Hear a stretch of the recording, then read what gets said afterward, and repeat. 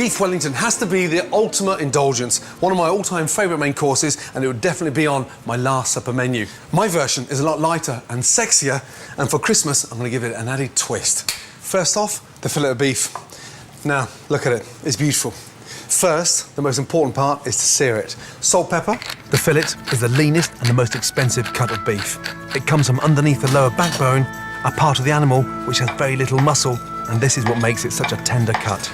Very, very hot pan, olive oil, and literally roll it around the pan.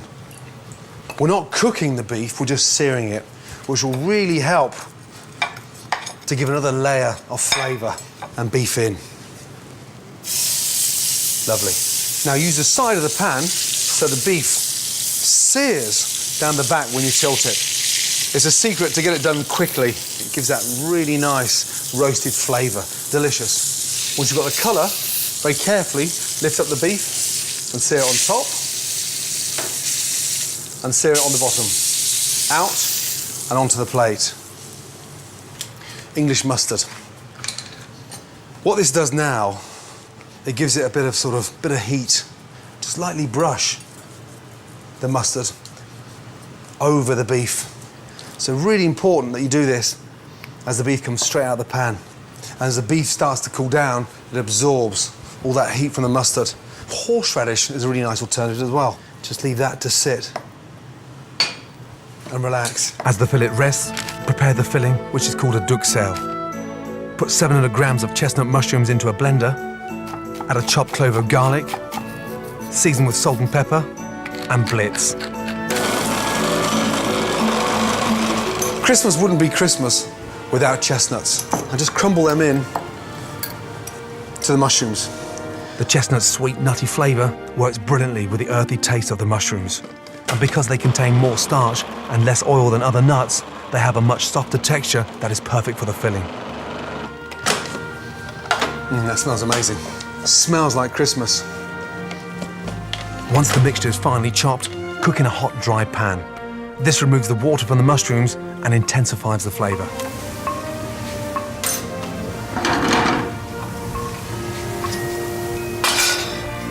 You can see the water coming out instantly. Such an essential stage, really critical to the success of the Wellington, that you dry those mushrooms out and get rid of all that water. Take the mushrooms up even further, some fresh thyme in there, which will make it really nice and light and fragrant. When all the water's been fried off, remove from the pan and leave to cool. Then start assembling the Wellington. Stage 1, wrapping the beef fillet.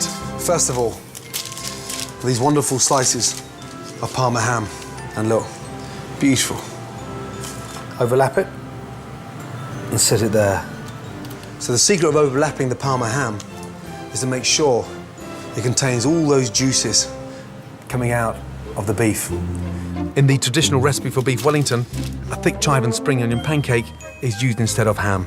But the Parma ham makes the dish much lighter, and its sweet, salty flavour really complements the mushroom and chestnut filling.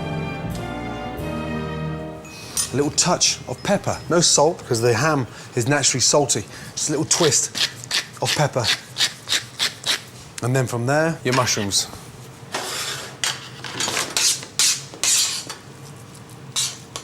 And basically, mushrooms go on. Use the back of the spoon to spread them nice and thinly. Half an inch from the ends. Rumpoles. No. Hop it. Every time there's meat, out he comes. Next, lay the beef on top. And very carefully, fold that over. Now, we're going to lift that up and wrap the beef nice and carefully. So all that mushroom and Parma ham is encasing the beef all the way over. Push it nice and tight, roll it nice and tight, and go all the way over. Now, the secret from here is to really let the cling film do the work. Just nip it at the ends and squeeze. And what we're doing is just creating this wonderful sort of cylinder shape off, and then just twist it nice and tightly. And the tighter it is, the more perfect the shape. then place in the fridge for 15 minutes to firm up.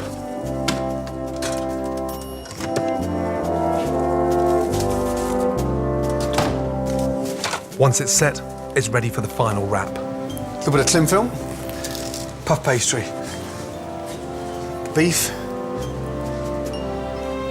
Now, very carefully. First, roll the puff pastry over the beef until the two edges meet. Then trim off any excess pastry and twist the ends together to ensure the beef is completely sealed in its pastry case. To set that perfectly and get it really nice and firm, to make it really cylinder type, cling film over and just pull that nice and tight.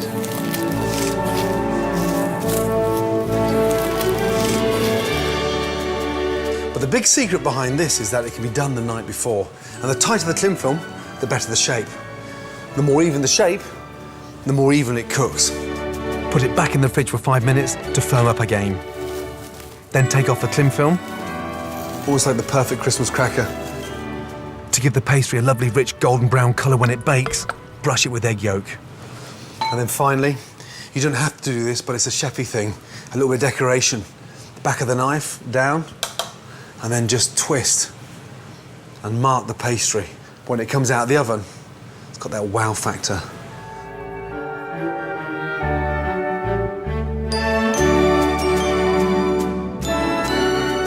Add a generous sprinkle of salt to ensure the pastry becomes lovely and crisp.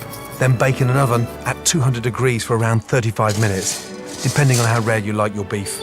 Once out of the oven, it's crucial you let the Wellington rest for at least 10 minutes. This allows the meat to relax and reabsorb its delicious juices, making sure it's tender and succulent. Nice and gently. Hear that pastry, how crisp that is. This is the bit we've been waiting for. Oh, wow. My God. I'm in heaven. And for me, if you want a really nice change to roast turkey, this has to be the ultimate for the table. It smells Christmassy. The chestnuts, the mushrooms, and that nice crisp pastry on the outside. Look at it. I'm ready to die and go to heaven.